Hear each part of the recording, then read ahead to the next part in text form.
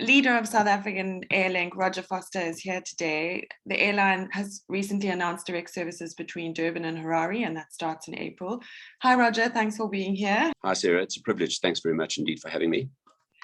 What's next for Airlink? Would you consider opening more bases elsewhere in Africa, a Pan-African model, as it were? We've been talking a bit about the Air Services Licensing Council. Maybe you can just update us.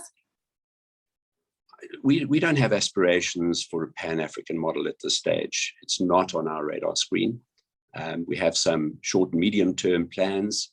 It's more about permeating the sub-region much more comprehensively, creating air access to and from South Africa, Southern African destinations, creating connectivity linkages via Johannesburg, but also via the other nodes that we provide services to. It seems that travel patterns throughout the world are changing, and especially in and out of Southern Africa and connecting Southern Africa with the rest of the world. That has been changing for many years, for at least the last 10 to 15 years.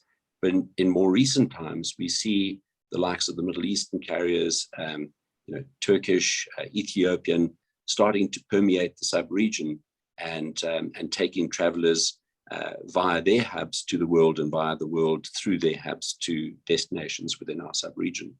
So we need to be mindful of that, and everything that we do will be cognizant of the fact that we're in a changing environment. How is the absence of an Air Services Licensing Council or the International Air Services Licensing Council holding back development? The licensing councils are not in place at the moment, and that's also in the hands of Cabinet, but it's not really in the hands of Cabinet, it's in the hands of the Minister. If you have a look at the Act, Act 60 of 1993, I think it is, the Act is very clear. The Minister is empowered and he's obliged to in place the council. It's a juristic body, and he has to make it happen. But what it means is there are many traffic rights which should be available to operators based here in South Africa that have not been allocated because they are still in the possession or in the allocation of South African Airways Express and Mango. And I'm going to give you an example. Lilongwe and Blantyre in Malawi are currently served by Ethiopian Airways operating as Air Malawi. And there are no South African operators providing services to and from Malawi. But the origin of traffic on those routes is South Africa. So why is it then that Ethiopian and Air Malawi are availing of all that traffic, creating jobs for their businesses and for their people, where South African jobs are denied by virtue of the fact that no South African airline is able to operate those routes? We happen to be one of the interested parties. We made applications for those traffic rights at the end of 2020 already, and we have not been able to have our applications heard by the International Air Services Council. The applications are uncontested and they should be granted. There's no reason why they should not be granted.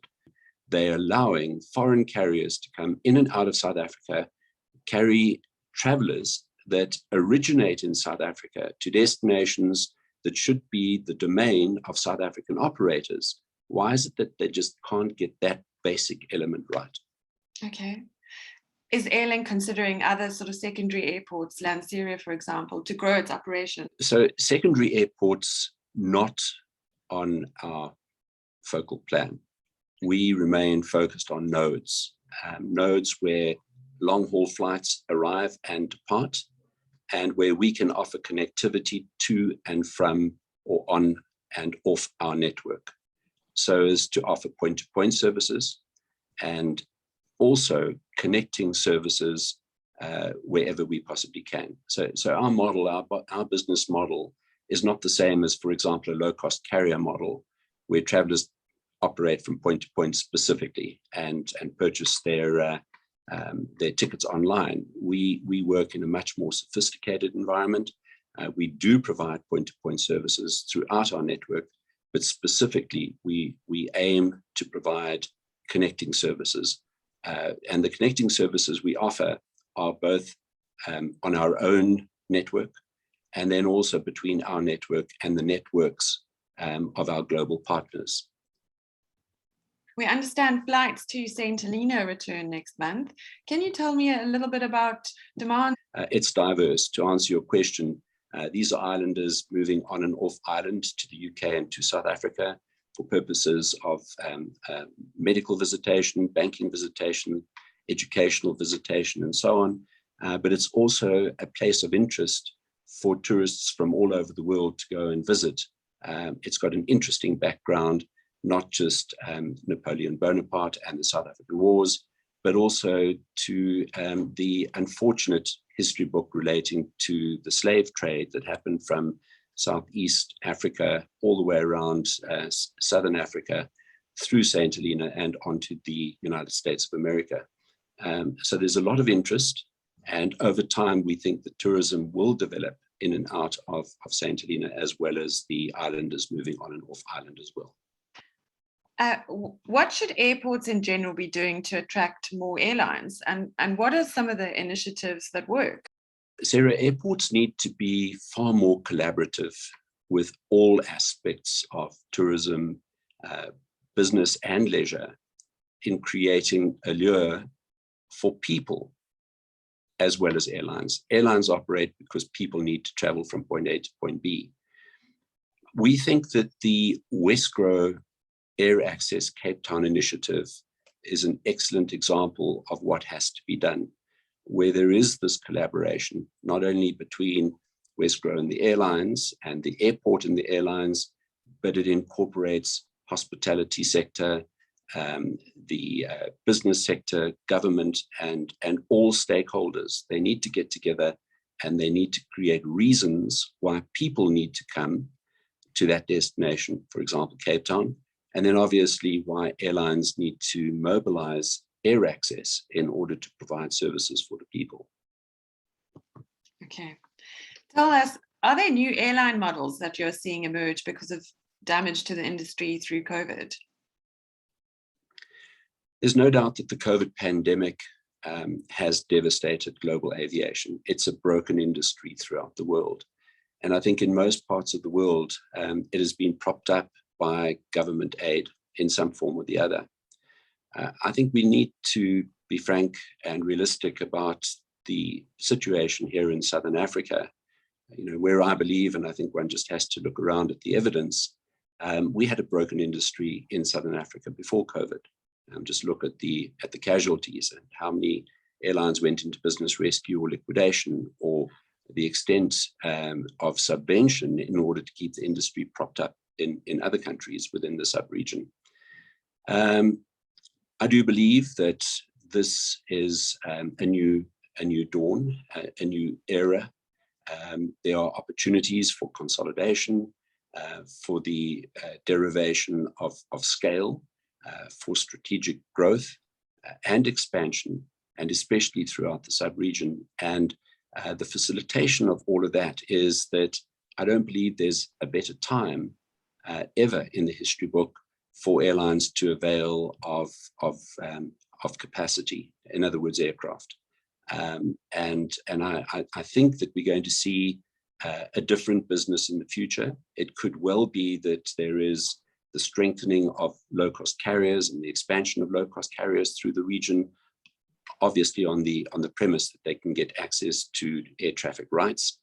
But I also think that the travel patterns have changed quite significantly, and that lends itself much more to the kind of business model that Airlink aspires to, where we're using slightly smaller aircraft, regional jet aircraft, around about 100-seat capacity, and we can provide high frequency of services on a point-to-point basis, say, for example, between Johannesburg and Windhoek or Johannesburg and Harare, in order to maximize connectivity options with the world's biggest carriers like Qatar and Emirates and Lufthansa and British Airways and United and Delta and so many more. So I do think that things have changed, and obviously with South African Airways, Having gone into business rescue, it's created opportunities for some of the world's biggest airlines to up their game in terms of the air services that they provide in and out of South Africa. For example, what happens between North America and South Africa. And that's a game changer. What we now need to do is ensure that those services, where they arrive in Johannesburg or Cape Town and depart from Johannesburg or Cape Town, that we provide connecting services from all of our destinations within the region, so that people from the region can get access to destinations in North America. And I'm using that as an example, and vice versa from the source markets in North America. Those people can get access via the hubs, Johannesburg and Cape Town, to all of the destinations that we provide services. So we think that the model is changing. It's not going to be what it used to be previously.